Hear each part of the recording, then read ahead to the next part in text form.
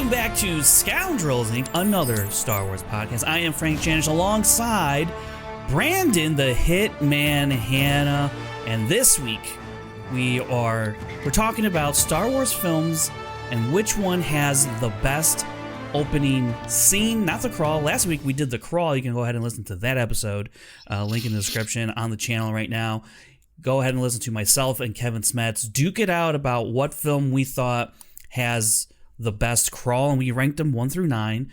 And go ahead and listen to that episode. It's a lot of fun getting into that, and I think it's gonna be a lot of fun this week as well as we get into the opening scenes. So right after the crawl, the opening scenes, we'll get a little bit more into that. But right now, Brandon, how you doing, man? I'm doing all right. How about you? I'm doing great. I'm excited to talk about this topic. Kevin, typical Kevin, last minute said, "Yeah, hey guys, I can't make it. I have to go to his. He has to go to his job or something. Even like, all right, whatever. Go to your job." He just has too many. He can't pick his favorite. It would be too difficult for him this episode. So he just, yeah. It was like, we were like, you must choose. And it's like, don't listen to him, Kevin. Right. And, all right. So this episode, we'll be doing sequences, and we're going to briefly, or we'll go through where we're going to do the cutoff so everyone knows what page that, so we're all on the same page. But before we get into that, hit that subscribe button on our channel. We hit 500 subs recently. We're growing a little bit past that. I think the goal we put out there was 600 by the end of the year. We'll see if we can do it. I think we can, maybe, hopefully. I think so. We'll try. And then if you could also hit like on this video and leave a comment on how you would rank your opening scenes out of the 9 Star Wars films. Also, what do you think about the crawls? Give us the whole thing or whatever you want. Greatly appreciate it. You can also find us on social media, the app formerly known as Twitter. We have Instagram, TikTok, and Brandon Hanna's favorite platform. I think he's got a tattoo on his shoulder somewhere, but it's Threads. Yeah, it's just the symbol, right? Yeah. Got the little, yeah. I've got the Threads logo right here, How much did they pay you for that? Surprisingly, not a lot. I have a mansion in the metaverse now, though. Well, that's something. Yeah. Good job, Zuck. Good job, Zuckerberg. We also have a podcast feed. You can find us over there if you can't catch our video edition of the show on Apple Podcasts and Spotify. We are part of the Gilmore Media Network, the ever-growing network that, I hope it's growing. I think he's trying to grow it. So anyways, also quick announcement as well, as I've been saying for the past few weeks, maybe a month at this point now.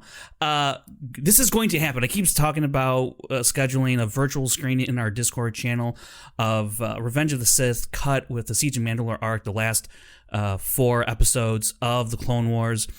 Myself and Kevin, one day we sat down and figured out where they all fit in, and then I edited it all together, and I have it sitting over here, and I can't really put that out publicly, obviously, because it'll just get taken down by the big mouse. And that was a bad Mickey Mouse. And so, but it commit. will. I am the what? I said that was a bad Mickey Mouse impression. I didn't commit.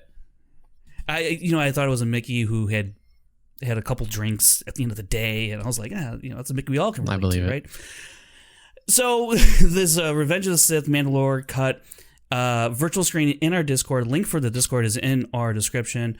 And go ahead, join our Discord. Going to be scheduling a virtual screen. I think I've been saying the next week or two for the past week or two, but I think it's actually going to be probably that first weekend in November.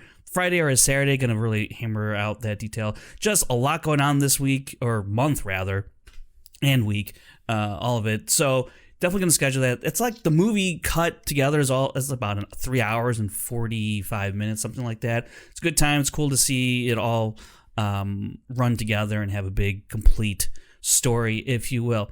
Now, before we really dive into the sequences and the opening sequences and how we're going to rank them every week on the show, since the strikes have been happening, notably with SAG, we just like to voice our support for those on strike right now. And the last couple of weeks haven't been so great for the actors.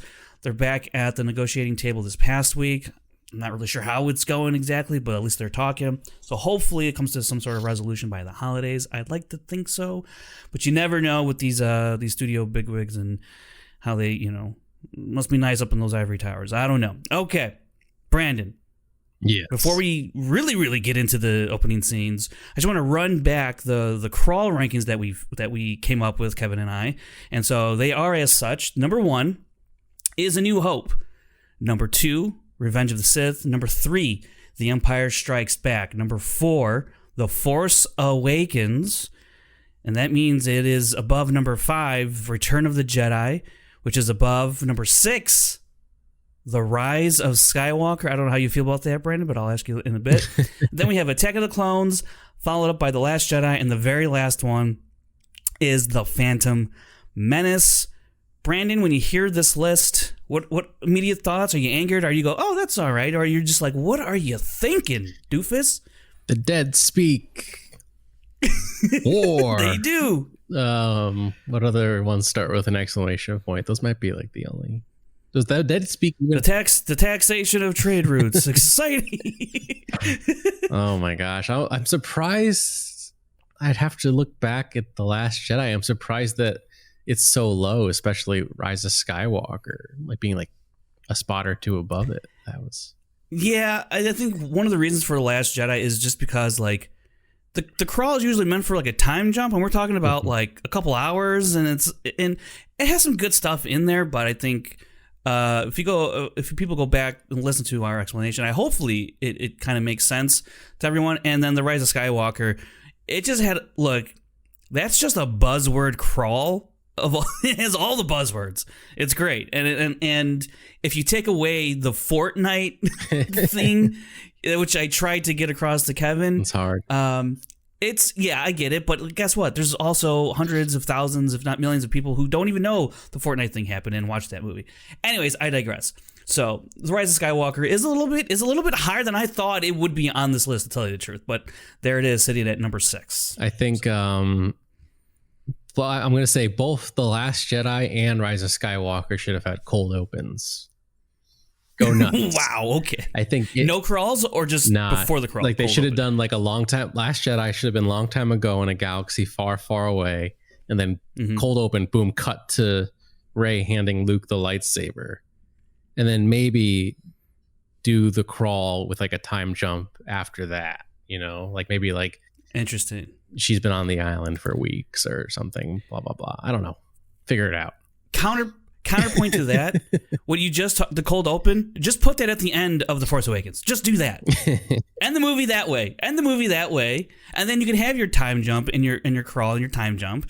I don't know. And then how cool would be if it was just like maybe The Rise of Skywalker, they have like a slow pan in on like Snoke's dead body, just like still in the chair on like his like Star Destroyer, the supremacy.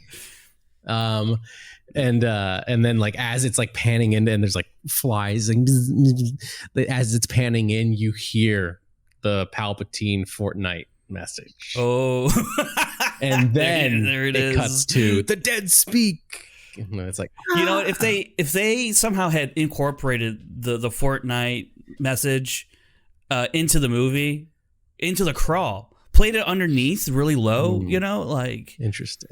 I don't know, but it is what it is. That'll be in the Brandon Hanna super duper cut. Keep an eye out for that. Okay, bring your own wings. Keep an eye out for that. BYOW. Okay. So before we really launch into how we're going to rank these scenes, we got to establish where we're going to cut them off. So in the run sheet that I put together, I did list some timestamps and like kind of where things go out. So I just kind of want to run it by you, Brandon, just so we're all on the same page, because New Hope, I think, the first wipe, this is actually kind of a fun exercise for me going through this, because I got to figure out where the first wipe was in each of these movies. And I did find something interesting about A New Hope. There's no wipes at all, yet the whole movie is the first scene. Yeah. I did find an interesting parallel between, or similarity between, A New Hope and The Phantom Menace. We'll get to it when we get to it. But A New Hope, first wipe, is at 8 minutes and 53 seconds. I'm going off the Disney Plus streaming version, right? The clunky version. The McClunky version, right? You can't get the McClunky version on Blu-ray. The McClunky edition. I want to call it the edition. It sounds more official, McClunky edition. Happens at 8 minutes and 53 seconds. That's when the scene of Vader on the Tantive 4 and swipes down to Tatooine, where we see C-3PO and R2-D2. That's where that one happens. I don't think we can adjust the opening scene any further than that. Would you agree, Brandon, or would you say shorter than the first swipe? No, that works. That works. Okay, that's what I was thinking. But I want to make sure we're all on the same page here. Now, Empire Strikes Back. This is a little bit of an interesting one. The first wipe is at 4 minutes and 14 seconds. It's right when Luke gets attacked by the Wampa, and then it swipes and it shows us the outside of the Hoth base. That's at 4 minutes and 14 seconds. Considerably less, almost half, right, than A New Hope. And then I was thinking, because there isn't a whole lot that happens in those 4 minutes, but if you extend it all the way to 12 minutes and 56 seconds, right after the shield doors close on the base, you get a lot of the banter between Han and Leia. You obviously get the iconic roar, scream, whatever you want to call it, from Chewie when they close the doors. There's a C-3PO R2-D2 banter.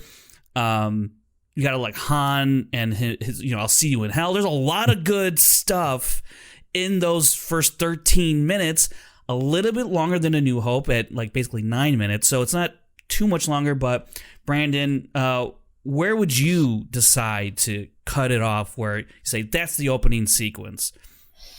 I don't know. This is a tough one. Yeah. I don't know. It's like either or. Well, yeah, I understand that. My thought was 12 minutes, 56 seconds. Because 4 minutes is really, really short, I think. Because basically all you're seeing is the probe droids being shoot out of the Star Destroyers and going off, landing, and then Luke saying, "Oh, I'm gonna check something out here," and then boom, you're done. Like, I kind of like to. I would like to extend it to the 12:56 because it has a lot of all their iconic stuff that really puts you into place, much in the same way A New Hope did in terms of their opening sequence battle, if you will. It's not going to win anyway. Would you? Well, just you wait. Would you acquiesce to the 12 minute and 56 second as the one? Okay. Just want to make sure that's official out there for these rankings here. All right, moving on to Return of the Jedi. Now, this is an interesting one because I think everyone, when you think of Return of the Jedi, the opening, Jabba's palace, all of that, I knew it was like a long piece, a big chunk of the movie, but I didn't realize when you look at the minutes and seconds, it's 37 minutes, Brandon. 37 minutes of the last movie of the original trilogy. And George is like, you know what? We're gonna have some fun on Jabba's palace. The whole first act. We're gonna have some fun on the skiff, on the ships, and we're gonna go to the Sarlacc pit. And it largely has almost nothing to do with the rest of the movie. It's just a fun adventure with Luke, Han, Leia, Lando, Chewie, and the droids. And that's 37 minutes of the last movie. That's pretty funny because, like, as at the time. And if you watch them in chronological order, pre-sequel era, it's like that is the closing chapter of like your trilogy or your saga. And they just spend so much, like a third of the movie, on something that's got nothing to do with anything else.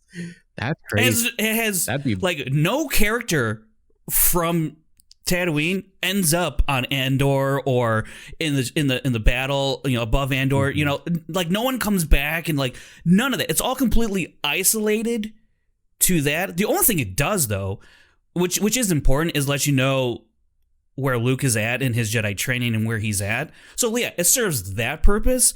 But other than that, it gets us Han back into the fold. But that could have been done in the crawl. That could have been or done in a more way that was central to the plot. You could have done something, but George is like, nah, Saturday morning we're having fun. Yeah, it's even like so funny too because like the end of Empire Strikes Back is like part of the big cliffhanger is like Han was like taken, and then like it's like immediately like they just get him back in the beginning, and then they act like, and then the story progresses as if like he didn't even get taken at all after that point. Right. I don't know. There's something weird about it, but yeah, but no doubt it's super fun and it's beloved by millions, no doubt about it. But it is 37 minutes. So the first wipe of Return of the Jedi takes place at 4 minutes and 56 seconds, a little bit longer than Empire Strikes Back. That's when we have when Vader gets on to the Death Star 2 and talking to Jar Jar, and then you're on the hangar and it swipes down, and now we're with C-3PO and R2-D2 marching their way towards Jabba. That's the first wipe. I don't know if you want to cut it there in terms of the opening sequence, because the first wipe is a pretty good marker, but as we get further down, you'll see they get really weird and interesting. And some movies don't even really use the wipes, especially when we get to the sequel trilogy. Anyways, so that's at 4 minutes, 56 seconds. My other thought was at 10 minutes, 34 seconds, and that's where we would cut it off after Jabba laughs about how Han is his favorite decoration after the droids have delivered the message, right? 3PO's delivered the message. And that's kind of where I think I would leave it, just because you get more, droid action and all that whole interaction. What say you, Brandon? Do you want the full 37 minutes, the 10:34, or the first wipe at 4:56? There's three options. I mean, I wouldn't be opposed to like the full 30 minutes because it almost feels like you have to, but I'll leave it up to you. Yeah, that's kind of where I'm at, because it does combat with another movie that we're going to get to here in a second. So I think I'm going to go with the whole Tatooine Jabba's Palace 37 minutes thing. Yeah. I think you kind of have to as well. I'm curious what Kevin's argument would be for it, either which way or the other. But I think we're gonna go with the 37 minute, the whole opening shebang George threw in there, which we love. Okay, moving on to the prequels. We're gonna start with the Phantom Menace. First wipe is at 8 minutes and 54 seconds. Or 53 seconds, or somewhere in there, but that's like near identical to A New Hope, which was 8 minutes and 53. That's how I clocked it. It's probably around 53, 54, 55, let's say, somewhere, depending where you want to start counting or cut off the wipe. So I thought that was kind of interesting. I was like, wow, those are almost nearly identical in terms of when you get your first wipe and all that. So I thought that was interesting out there. But where that swipe happens, it's New Gunray, and it cuts down to Naboo with Padme and her council, all that. That's the 8 minutes and 54 seconds. Or we could extend it to 13 minutes and 13 seconds, where Qui-Gon and Obi-Wan have met Jar Jar, and he's about to take them to Gungan City. Brandon, what say you? First wipe, or do you want to cut it off right before we go to Gungan City with Jar Jar, Obi-Wan, and Qui-Gon? What would you do? So remind me where Qui-Gon and Obi-Wan are in that first swipe. Yeah, so they've already done the whole thing on the ship. Whole thing on the ship, and they're already in the hangar watching all the droids get ready for the invasion, and that's when it goes to Gunray and negotiations. Would show up that part. Yes. It's after that. It's after that, because then New Gunray's talking to Padme, and he's like, "Finally, we are getting some results." I don't want to do the whole voice because that's troubled waters. There. Nah, do the whole voice, Frank. Nah, that's okay. That's okay. Me still thinking you should do the whole voice, Orchid. Okay, well, at least I like that part being the cutoff. The first wipe, the 854. The first, yeah. That's where I was leading to. That's where I was leading as well. So we'll make that one the official cutoff for the Phantom Menace, the first wipe. Attack of the Clones. Boy, let me tell you. First wipe is at 4 minutes and 20 seconds. Blaze up. Coruscant, that's when Corday's laying on the landing pad, and then it swipes to Chancellor Palpatine's office meeting. That's 4 minutes and 20 seconds. That has the, I guess, I don't know. Is it iconic to pan up from the crawl? Is that iconic, or is that just the right word? Notable? But it's the outlier. Notable. I think there you go. Notable. Of note. Yeah. So I have the other marker at 6 minutes and 59 seconds, and that's after we have the meeting with Palpatine and the Jedi Council and all that, and Padme in there. Or we could extend it to 10 minutes and 27 seconds, and then that would go all the way through when Obi-Wan and Anakin meet Padme and Jar Jar, and they have that whole conversation, all of that. Where do you want to cut it off? Where would you cut it off? It's a good question. Yeah. Because I think, for argument's sake, if I'm going to try to argue on behalf of Attack of the Clones, I would want as much stuff in there as possible, because the explosion on the landing pad, okay. The meeting, oh, okay. But then you get the juicy stuff when you see Anakin first meets Padme for the first time in like 10 years. So I'm leaning towards the 10:27 cutoff, or are you leaning before that? We'll do that. We'll give it a fighting chance. We'll give it the fighting chance at the 10:27 marker. That will be for Attack of the Clones. Okay, Revenge of the Sith. I don't think we really need to talk about this one. I think after another happy landing, I think that's the cutoff, right? Yeah. I think that's pretty simple. Where else are you gonna go? And that is also the first wipe in that movie, 23 minutes 38 seconds. Crazy. Which is eerily similar to Return of the Jedi at 30. I mean, it's not 37 minutes, but it's a good chunk. It's a good chunk. The third chapter in every trilogy, George is like, yeah, so I know we gotta like get to Anakin's fall to the dark side and everything, but let's just like 30-minute detour, fun adventure.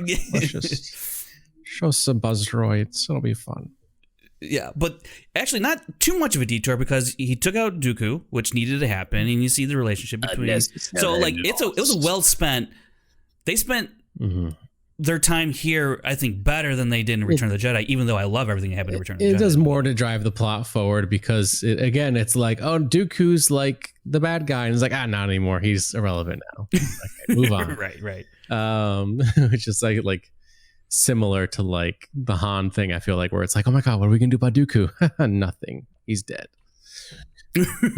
Right. We're going to bring in this new guy, and he's a droid, and he coughs. Have you met General Grievous? It's like, where was he in the last movie? Right. That would have been sick if we had 2 movies with Grievous. Anyways, moving on to the prequel trilogy now. I want to spend the whole episode figuring out where we're going to cut these off. But Force Awakens, the first wipe is at 9 minutes and 31 seconds. That's after Poe's ship is destroyed by the First Order on Jakku, and BB-8 rolls off. Makes sense. And then I thought, well, that's a pretty good cutoff point. Or if we extend it to 13 minutes, and that would include Rey's introduction, and then it would cut off as she's dragging her parts to go clean them off. That's at the 13-minute mark. Brandon, where do you think you would cut it off? First wipe, or extend it to the 13-minute mark? The first wipe is pretty logical, but we could extend it to at least the Rey intro. Do you want to extend it? I feel. Sure. Yeah, right? Okay, let's do that. We'll cut it. We'll extend it to the 13-minute mark. That's official. The Last Jedi. This one's interesting because I clocked the first wipe at almost 20 minutes into the movie, which is kind of egregious to me. That's pretty egregious to me. And also, it has I think only 12 wipes in the movie. Same thing with The Rise of Skywalker. Anyways, so this one I think we really do need to figure out because of how this movie opens. I have the first cutoff, in my opinion, could be at 12 minutes 46 seconds. That's where Hux tells Snoke we have them tied on the end of a string. You could cut it there because after that, the bombs have been dropped and all that, and Hux is like, oh boy, I got to talk to Snoke. So we could cut it there. Or we extend it to 16 minutes and 26 seconds. That would then give us Rey meeting Luke, and then would get us all the way to Chewie busting down the door meeting Luke, and then Luke ultimately saying, "Where's Han?" and you cut it right there. Or you could extend it to the first wipe, and that's when Kylo breaks his helmet in the elevator, and he gets off, and it just shows the smoldering pieces of his helmet. And then the first wipe comes in there. We could cut it at 1958 there. Brandon, what are your thoughts on where you would cut off and would declare the opening sequence of The Last Jedi? I mean, before you said anything at all, I was thinking we have them tied on the end of a string is like where I would have thought the like logical endpoint of the opening would be, because it kind of moves on from that point. So that was my thought. I was torn between that and Where's Han. I was thinking between both, but I do think tied on the end of string is a pretty good cap to the opening events of the movie. So let's go with the first order. Yeah, tied on the end of the string. Yeah, tied on the end, tied on the end of the string. That's at 12 minutes 46 seconds. Now, The Rise of Skywalker. This is a really interesting opening, I think. I have the first timestamp at 6 minutes 37 seconds. That's after Kylo says to Palpatine, "Who is she?" So we've gone through, we got onto Exegol and the whole every voice inside your head, all of that, and you see Palpatine, hooked up and all that. Or we extend it to 12 minutes 46 seconds, and that's after Rey has done the obstacle course and destroys the remote and BB-8's underneath the tree and all that. Or we could cut it off right there and make that whole thing the opening. Brandon, what are your thoughts on your very favorite Star Wars movie? I feel like it should be like the first one you said, Palpatine and Kylo asking who is she, just because like I think that like when the movie opens, it cuts to Kylo on Mustafar getting the Wayfinder and going to Exegol, so that's like really our introduction to the movie. And like, I mean, it's crazy to think, like I remember watching it in theaters and it's like I knew Palpatine was going to be in it, and I see the crawl, "The dead speak," and I'm like, oh, we're already at Palpatine, like we're all caught up. And then he's actually the first person to talk in the movie, and I was like, oh, we're getting him right away. He is, yeah. Okay. But yeah, so that, I mean, that would make sense to me as like that's our opening for The Rise of Skywalker. Okay, yeah, I want to agree with you there. I think that's a good solid point. All right, now that we have that all taken into consideration, let's go ahead and run down these movies and the opening sequences. Now, the way we did it last week was we started with A New Hope, and then we asked ourselves, The Empire Strikes Back. Do we like that more or less than A New Hope?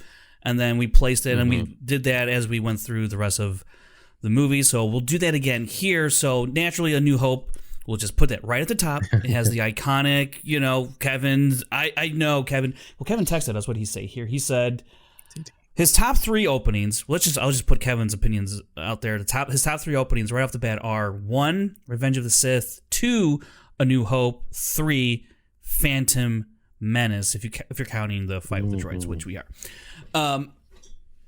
Okay. So. And then at the end of the show, I'll tell you what Kevin's last bottom three were. So A New Hope is going to be up there. Now, Empire Strikes Back. Do we think this could go above A New Hope? Now, here's what I'll say.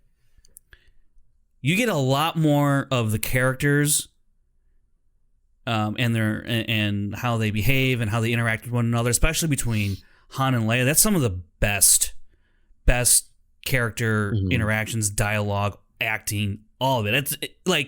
It's incredible. Then you have the emotional beat with Chewbacca and the shield doors closing. You get a lot of good banter with R2 and 3PO.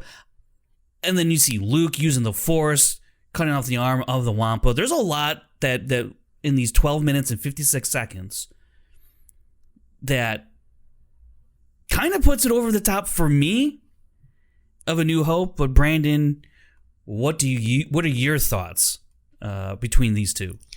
I mean, just for me, A New Hope is more iconic. It's like, the introduction to Darth Vader, and it's like there's the like shootout in the hallway.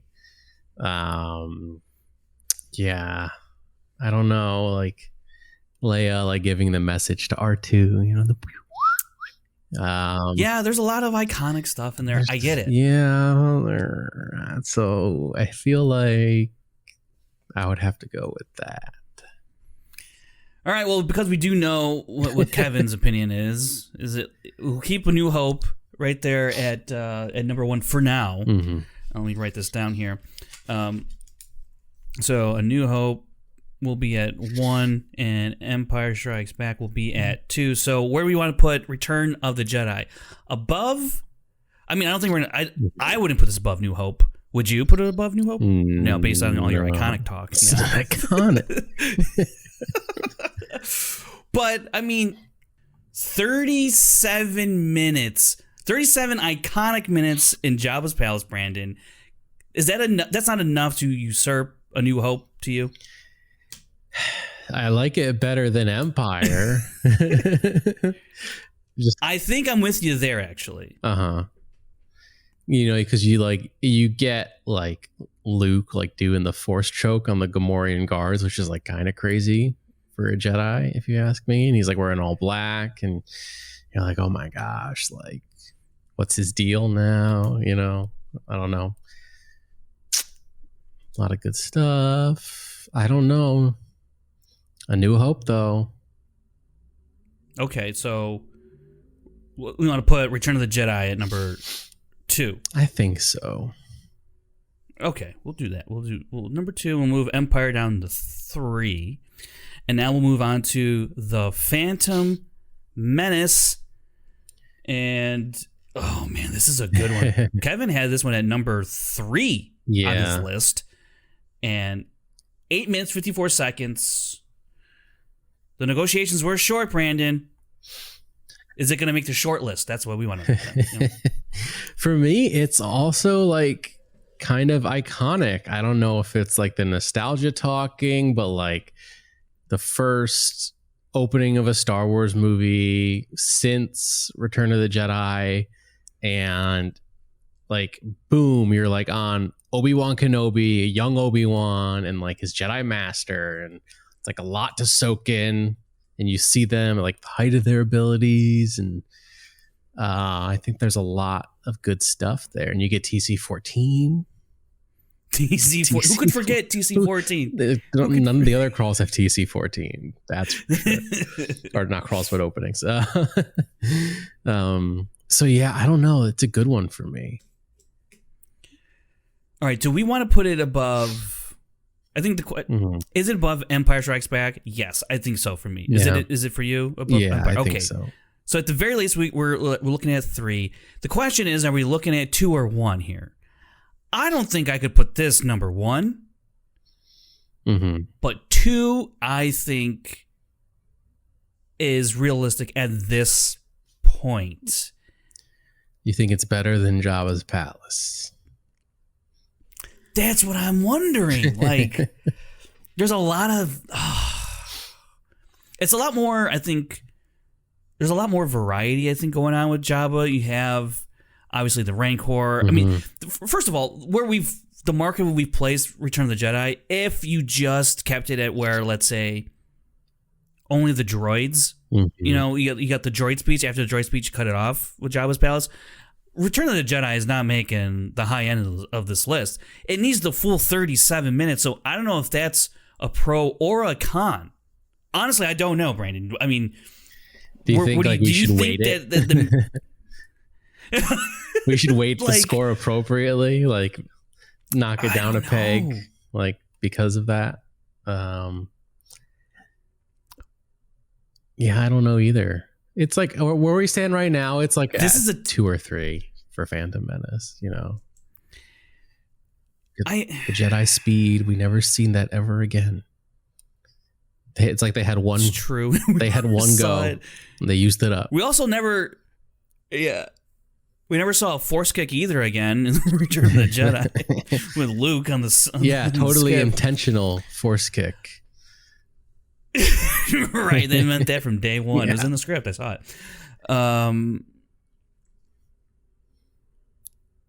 It just, I feel like if Return of the Jedi needs the 37 minutes, I feel like you kind of have to dock it a little bit down. So and the fact that the Phantom Menace was able to pack a punch in the same amount of time, basically, that A New Hope did, the OG, I'm going to have to put that, I think I could sit with Phantom Menace at 2. Okay. So let's go with Phantom Menace number 2. That means Return of the Jedi is now 3. Empire Strikes Back is 4. And the OG is at 1. Okay. Attack of the Clones. Boy. We said 10 minutes and 27 seconds into this movie, which is basically all the way up until Anakin and Obi-Wan meet Padme. They have that little awkward exchange. There's not a lot going on in here. There's an explosion, Brandon. Yeah. Explosion on the landing pad. We hear the word Gundark for the first time since Empire Strikes Back. There's that. That's a pro. I always like if you like Gundarks, yeah. If you're a big Gundark fan, they fell into a whole nest. They're not pulling the ears off of just one. They're going into a whole nest. I always appreciated, I think it's the how it should have ended video where like Corday's like, Senator, I've failed you. I'm sorry. And Padme's like, no, it's okay. This is exactly what you're supposed to do. Yeah. You're a success. Yeah. Like, as my decoy, you're supposed to die instead of me. That's what you signed up for, remember? Yeah. So, yeah, I would safely put this at the bottom of our list under Empire. Yeah, I think it's right now be at number 5, and that's as high as it's ever going to get because it's 5 out of 5 now. Yeah, but what about the Kevin Smets cut, though, of the elevator scene? Oh, yeah, Kevin Smets, Kevin Skywalker. Yeah. Also, I'll just tell the folks out there that Kevin had this pretty low on his own personal list. What about his own cut, though? You know, he didn't take that into account, so I don't know. Into account. Let's move on to Revenge of the Sith because this one's gonna be tough. This is a tough one. And I mean, this is a good one. But the other thing is, it is 23 minutes, almost 24 minutes long. Again, we cut it off after another happy landing said by Obi-Wan Kenobi, famously. I do want to put this number 1. It has. I mean, the opening shot coming over Coruscant, showing the war, the battle that's going on, and you're following Obi-Wan and Anakin, all the, it's just crawling with what, Brandon? Vulture droids. What's Grievous's ship? Yeah. And so, and then obviously you get in there in the ship and you see the dynamic between Obi-Wan and Anakin, the duel with Dooku, the ship sequence at the end is not like the best thing in the world. It's just, it's literally a falling ship. Like, I don't even, like, honestly, how is Anakin even flying that thing? He's not. He's not flying anything. He's just falling with style, all right? He's Buzz Lightyearing that part of the ship. I don't know, like, you extend all fins and drag fins and flaps, what is that going to do? That's not going to do anything for a fallen hunk of metal. It slowed him down, Anyways, dude. I digress. The wind resistance. Tell that to the people in the comms tower that got just absolutely annihilated on the runway path.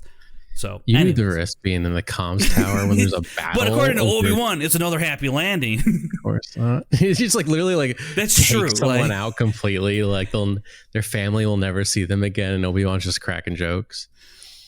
I feel like there's a lot of that going on in the Clone Wars, right? And like, did the battle just end after the ship like landed on Coruscant? Was that did all the the droids go? Oh, well, Grievous's ship is gone. I guess we gotta get out of here. Anyways, the invisible hand. All that said, though, the invisible hand. That's right. Now, not so invisible. when we talk about Return of the Jedi, the what?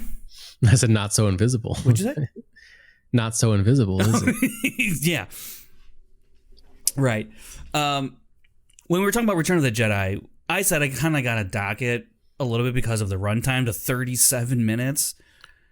But Revenge of the Sith is 23 minutes, and like that's still considerably a long sequence, or a long stretch of time to consider for a sequence. But all of that stuff it's constantly moving, and it's also forwarding the plot as well with Anakin and his turn. Despite how you think it's executed, that's what it's doing. So for me, and just you actually get a glimpse of a Clone War battle, right, if you will. So, which we never got to see really in Attack of the Clones, except for Geonosis at the very end, which was not even a full. It wasn't like a coordinated, planned attack. Whereas Coruscant, stealing the Chancellor, all that was planned and blah blah blah. And you're in the thick. You're at the end of the Clone Wars. Little did they know that was going to be the end, but they thought you're in the thick of years of fighting and what they kidnapped the Chancellor, which is one of the reasons why the crawl was awesome. Anyways, Brandon, am I crazy if I say I want this number one? No, I think it's definitely up there. So I wouldn't be opposed if you wanted to put it there. Okay, good, because Kevin wouldn't be opposed because he has this number one as well.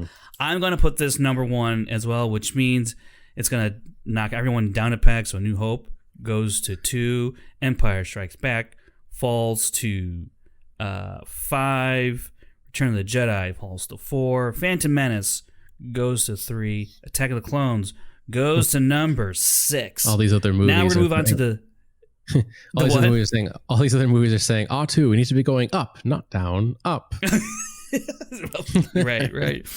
The Force Awakens. We're into the sequel trilogy, baby. All right. Force Awakens, we have the cutoff at 13 minutes, and that's after Rey's introduction. Brandon, I really don't know where I'd place this. We have 6 movies to choose from where to place this in right now.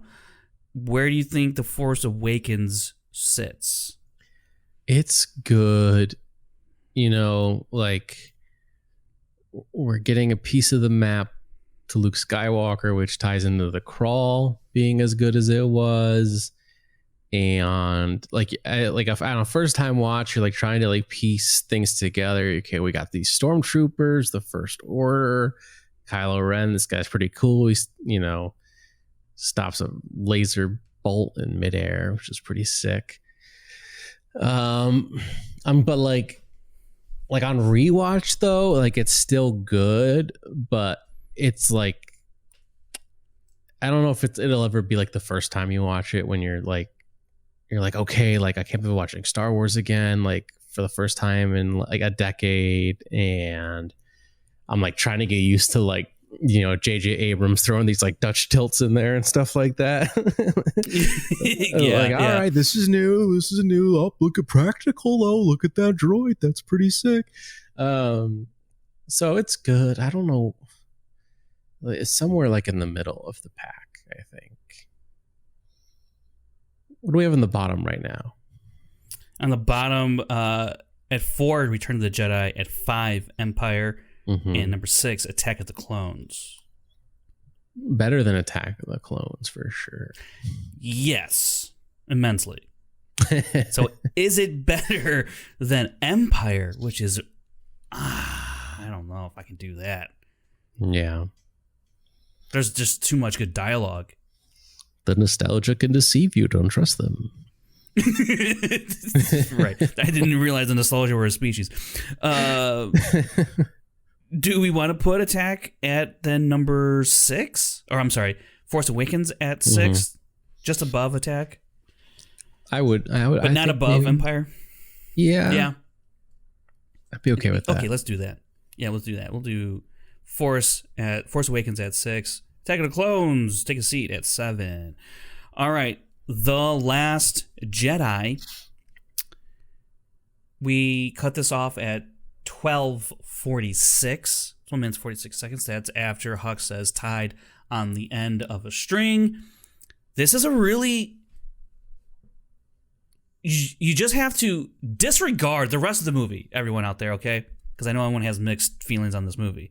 But just look at the beginning of this movie, self-contained thing, introduction into the movie.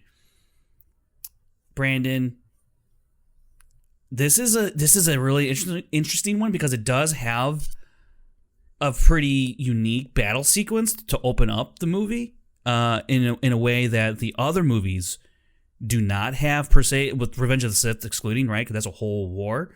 But we haven't really seen a whole lot of explosions and battles in the way that Last Jedi portrayed in the beginning of this movie. So does that fall into consideration for you in terms of higher on the list or lower on the list? So I actually love this opening. The first time I watched it, I was like on the edge of my seat. You know, it's like a hell of a way to like start a movie, especially the second movie in a trilogy. Like, especially where you're picking up right where the last one ended, and you're like, oh my God, yeah, they're safe. But you forget that the First Order knows exactly which planet they're on. So even though Starkiller Right. Base is destroyed, they're still going to like rally their forces and go there and try to wipe them out. And you're caught up in that. And I think Rian Johnson does like a really good, like he directs it in such a way where you like feel like you're a part of the resistance and you're like, oh my God, like I gotta get the hell out of here. And the whole Paige Tico sequence I really love too. I love how that was like shot. So very suspenseful. I would put it pretty high up personally. Captain give me a Kennedy. number. Who doesn't love Captain Kennedy, dude? He's an all-timer for sure. All-timer. We should have done that 5 bloody minutes ago, whatever he said. He's just like annoyed the whole time. He's like, I'm with a bunch of kids who have never been a part of the Empire. They grew up in the unknown regions, a bunch of spoiled brats. I would put this oh my gosh. I feel like if I say it's above Return of the Jedi, there's going to be like an angry mob at my door, but because that would mean it would be at number 3, Brandon. Mm-hmm. You think it's top 3 opening sequences? What do we have below Jedi? Below Return of the Jedi, Mm-hmm. Empire Strikes Back, The Force Awakens, and Attack of the Clones. I do like this better than Empire. So I might put it there or maybe even above Return. But if you want a below Return, I can do that too. Unless you loathe this opening. See, what's crazy to me is I love so much of the dialogue in Empire Strikes Back. And that's at 5 right now. Return of the Jedi is above it slightly at 4, and I love all the action and the swashbuckling that's going on in that one. So I love them for 2 different reasons. The Last Jedi, I think, is an absolutely well-made opening sequence. I didn't find... I mean, there is suspense in there, especially with the Paige sequence, like the remote and everything like that. I think he does a great job of executing all of that to get you feeling, a certain type of way. But also, it's... I don't know. Like, part of it's also because it's just right after Force Awakens, and I'm like, okay. And so, yeah, we're thrown right into this battle, but it's like, it pales in comparison to Revenge of the Sith, obviously, in terms of scale and scope. I don't know that I can put this above an OT opening with Empire or Return. Because when I think about The Force Awakens, I really love The Force Awakens opening. It's anchored by Rey's introduction. That's where we've cut it off, and so I think it's a brilliant introduction for this brand new character in Rey, and I really love what it says about just who she is fundamentally before she figures out the Force and all that stuff. The Last Jedi is like it's a spectacle, and it does set up basically how the rest of the Resistance is going to operate after this battle because of everything they lose in the battle, despite taking down what do you call it? The fleet killer. What they call them? The dreadnoughts, right? Dreadnought. Yeah. Yeah. So, damn, this is tough. Well, Poe was actually right to take out the dreadnought because when they came out of hyperspace and they caught up, they would have just blown them up. Actually, that's a good point. That's a really good point. Just saying. All right, I don't know, because... And see, what's interesting is I think this fall, according to Kevin's text that he sent us, this would fall right in the middle as well, because it's not in his top 3 and it's not in his lower 3. It's in the middle third. And he's got... You won't... Well, it's absolutely above Attack of the Clones, okay? The question is, do I want to put it above The Force Awakens? I'm curious about what other people out there are thinking about. If you're just looking at the sequel trilogy alone, like how would you rank those opening sequences of those 3 movies? I would put it. I don't personally, because I tell you this, Brandon. I think I like the Rise of Skywalker opening better than Last Jedi opening. That's because you're a fool, Frank. Because like, to be honest, like I get caught up in like the kind of the wackadoo nature of Palpatine coming back and all those vats of failed snow clones, and like we're on Exegol, and I get caught up in it. I really do. I don't love the vats of Snokes, but when he says the line from Revenge of the Sith, I did the point at the screen thing. I was like, he said it. He said the thing. So yeah, like there's fudge. This is tough. These last 2 movies, it's like, all right,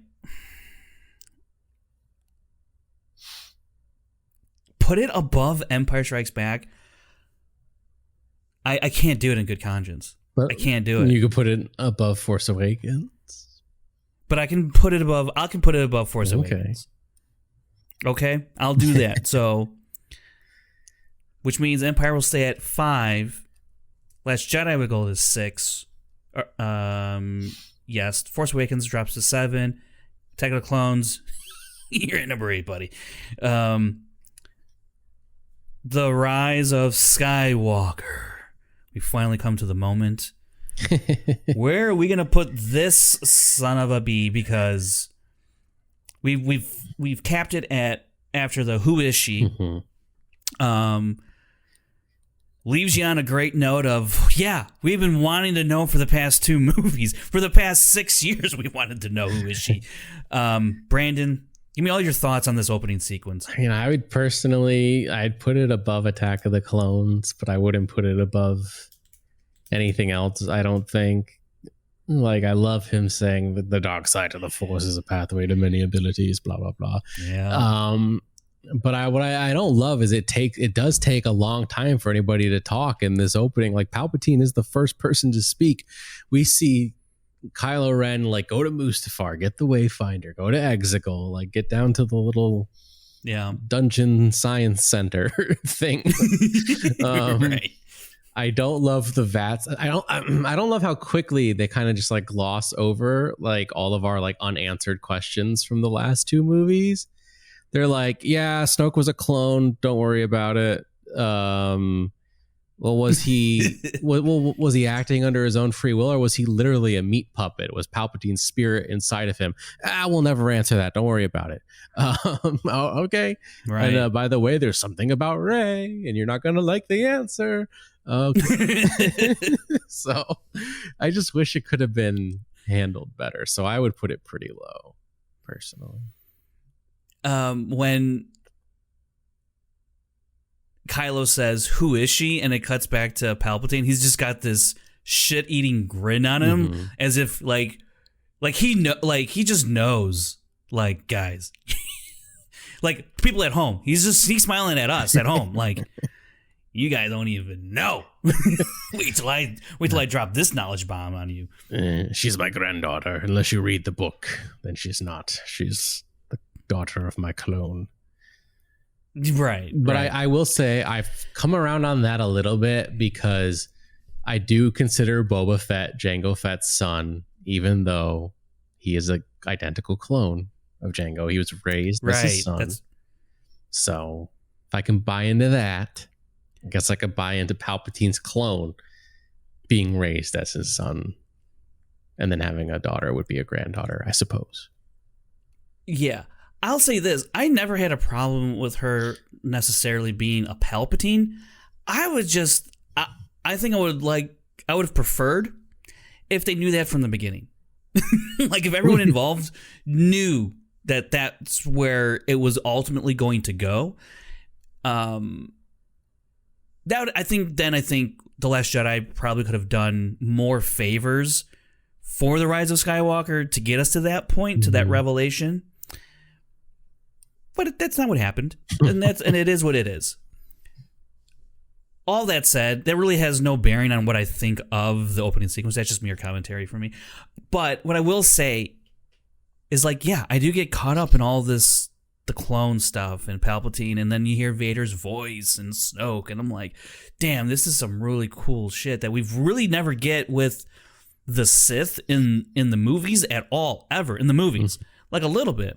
And still, even here, I think this is the most we ever get in terms of, like, Sith stuff with Exegol and the Acolytes, and, you know, I love what they introduced. Like, I love that there is this, like, secret Sith planet, and there's people living there that are all Sith, like, cultists, and they they keep track of, like, Sith history. You know, they could be like, oh, remember Darth Flippity Flu? Be like, oh, Darth Flippity Flu, he was the best.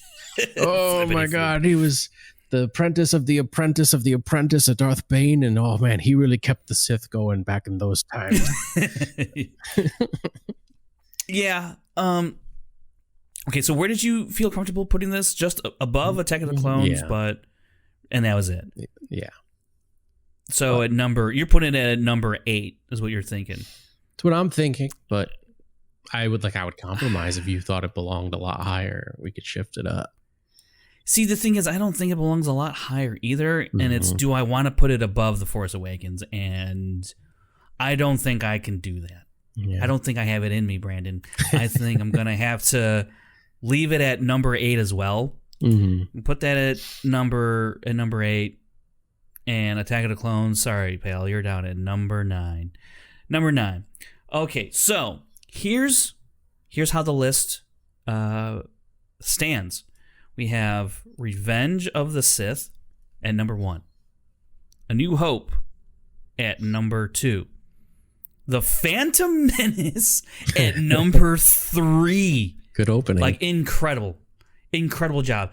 And so, where did their crawls sit again? Once again, Revenge of the Sith on our crawl ranking was at number 2. It's now at number 1 on the opening sequence list. A New Hope was number 1 on the crawl list. It's number 2 on the opening sequence list. Oh boy, what a battle. A New Hope, Revenge of the Sith. Incredible. And then the Phantom Menace, number 3 opening sequence, and we gave it number 9 on the crawl, on the crawl rank.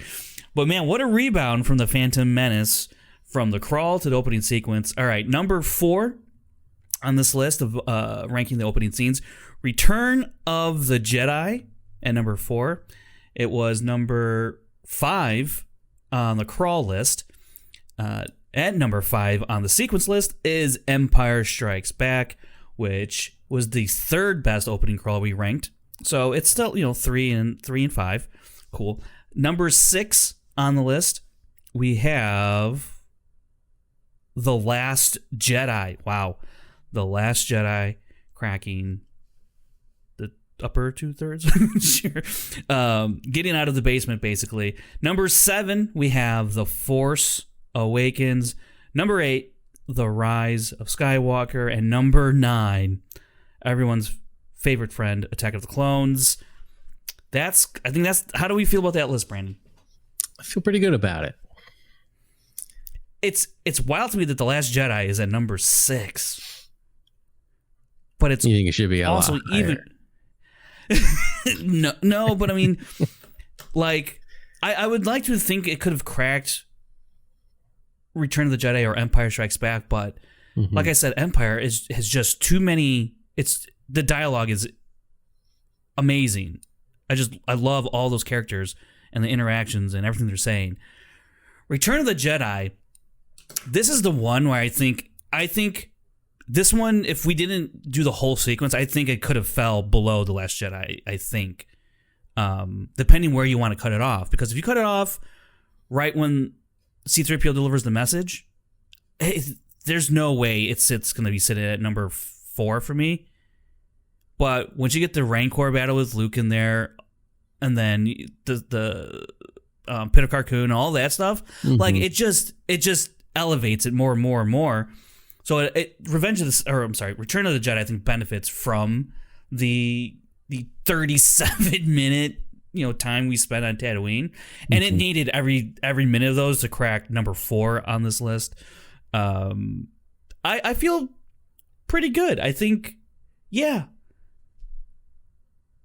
It's crazy that we have the prequels have so far we've ranked it the best opening sequence, and it also has the worst. The franchise, the prequels has the worst with Attack of the Clones. So, and you went from like worst opening sequence to one of the worst crawls to one of the best opening sequences and one of the best crawls. I mean, George just was like, guys, I know Attack of the Clones it's doing its thing, but Revenge of the Sith, wait till you see this one. It's got all the hits. So, I feel pretty good. Revenge of the Sith, A New Hope, The Phantom Menace, Return of the Jedi, Empire Strikes Back, The Last Jedi, The Force Awakens, The Rise of Skywalker, Attack of the Clones. Those are 9 ranked openings, and I'll give you Kevin's bottom 3. He said Attack of the Clones, basically at number 7, The Rise of Skywalker at 8, and he put Return of the Jedi, Brandon, at number 9. He put it at number 9. We have it at number 5. Wow. If he was here, it's probably at 6 or 7. I think if he's here, he makes an argument. But he's not here, so he can't make an argument. He can only text us. What do you think of him putting Return of the Jedi at the last one? What do you think about that? Wow. I mean, that's tough. I understand. We talked about the criticisms a little bit, but below Attack of the Clones, that's crazy. Not much is going on at the beginning of Attack of the Clones. Really, there's really not. Yeah. It's just as bad. Well, not really, because the assassination attempt does matter for the good chunk of the beginning of the movie. But other than that, it doesn't do a whole lot in the way that the Return of the Jedi doesn't do a whole lot. It just lets us know where people are at in terms of status and whatever. Yeah, you're not emotionally invested, but it's just it's getting you caught up to speed so we can get to the start of the Clone Wars. Yeah. It's basically okay, Anakin's older now, here's where we're at. And part of the problem with doing a prequel for Star Wars is that, well, we know Padme is not going to die on that ship because she's still going to give birth, and it's and we know, so it's you know that there's no real peril aside from some other ancillary characters that you might care about. I don't know. But I mean, at that point though, did we really know that Padme was Luke and Leia's mom? What if yes. What if Anakin met someone else? Oh my God. Could you imagine? Dude, that would have been... I would have been for that twist. I would have been all for that twist. And he just happens to someone from Alderaan is on a peacekeeping mission, and she shows up for Padme's funeral because they used to, and then Anakin and her, they start reminiscing about Padme, and then he just sees Padme, and then all of a sudden he's like, you're Padme to me. And he gets all crazy, and he like it's like Vertigo. Ever see Vertigo, the Hitchcock? No, I haven't actually. Where he meets this woman. Anyways, I don't want to spoil. You should watch. It's a really great movie. But anyways, people out there who saw Vertigo will know what I think alluding to. Anyways, yeah, that was fun. I enjoy because you know what I like? I like talking about the movies, and if we can just let's put it right here. Mm-hmm. That's a lot more fun. I think we'll be doing some more rankings of stuff because it's fun conversation, and I know Kevin enjoyed last week. I enjoyed this week. I've enjoyed both weeks, and I think we're going to somehow have to combine these lists, opening sequences and crawl, to give the definitive opening experience. The opening experience, crawl, sequence. Where does it land? I mean, I think A New Hope and Revenge of the Sith is going to be that's gonna be a battle, because I think Kevin's going to go to bat for A New Hope. I'm going to go to bat for Revenge of the Sith. I don't know where Brandon's loyalties lie ultimately. Doesn't have to reveal it now. Who knows? I'm like Who knows? Post-galactic Civil War senator. It's like, am I just like going with the flow, or do I have like a stake in the game? You don't know. Are you Ziono? You're Ziono? Is that what you're telling me? Could be. Oh, you son of Brandon, why don't you tell the good folks about what kind of mess you got us into in the next, I don't know, month and change? Mess is a strong word, but here, let me get the exact details up for everyone. Let me see if I can. You got us into a bit of a situation. We are confirmed. Scoundrels Inc. is hosting a panel at Los Angeles Comic-Con on Sunday, December 3rd at 1:30 p.m. Currently in room 308 AB. But I'm sure you can figure all that out when you get there. But bottom line is, like, we're hosting a panel that Sunday at Los Angeles Comic-Con. So get your tickets now. If you're not local, get your plane tickets. This is a big deal. It's going to be a packed house. Too. Who knows what's going to happen? It's exciting stuff. Oh man! So, but Brandon, you what did you write on the application about terms of number of attendees? Tell the people out there what you put. Oh, I mean, just the truth that we are expecting between 150 and 300 of our closest fans. I hope so, Brandon. I hope so. If we okay, hey, I'll be thrilled with like 40 people. It's gonna happen. I'll be thrilled with okay. Packed house, guys, and you guys are gonna make it happen. I know it's rude to point, so I'm gonna do one of these things that they teach you to do at like Disneyland when you work there. You need to tell people where to go. Like, you guys gonna help us. You want to do the politician? Happen. Yeah, the politician one where it's like the thumb. You hold the thumb, yeah, and Attack of the Clones. Obama was really good at that one. They panned up. You guys are gonna help us. right. So yeah, get your tickets now, guys. It's gonna be great. Oh boy. All right. Well, that's what's gonna happen. December 3rd. Be there or don't. But please be there. Be there because we will be. And if you're not there and we see an empty room, we will cry. I will cry. I don't know about anybody else, but I will cry. And so if you want to see that, I'll cry either way, actually. So if you want to see a grown man cry, December 3rd. What time? 9 a.m.? What was it? 9 a.m.? 1:30 p.m. 1:30 p.m. I'll start crying at 9 a.m. and I'll be crying all the way to 1:30 until we start the show. 1:30. All right. Well, that's been it for this week. We've been ranking. Don't miss it. We've been ranking the opening sequences from the 9 Skywalker movies. Next week, I think we're going to try and combine the crawl list, the sequence list, and see what we can come up with. But until next time, I'm Frank Janish. That is Brandon Hanna. This has been Scoundrels, Inc., another Star Wars podcast, and we will see you all next week. Scoundrel.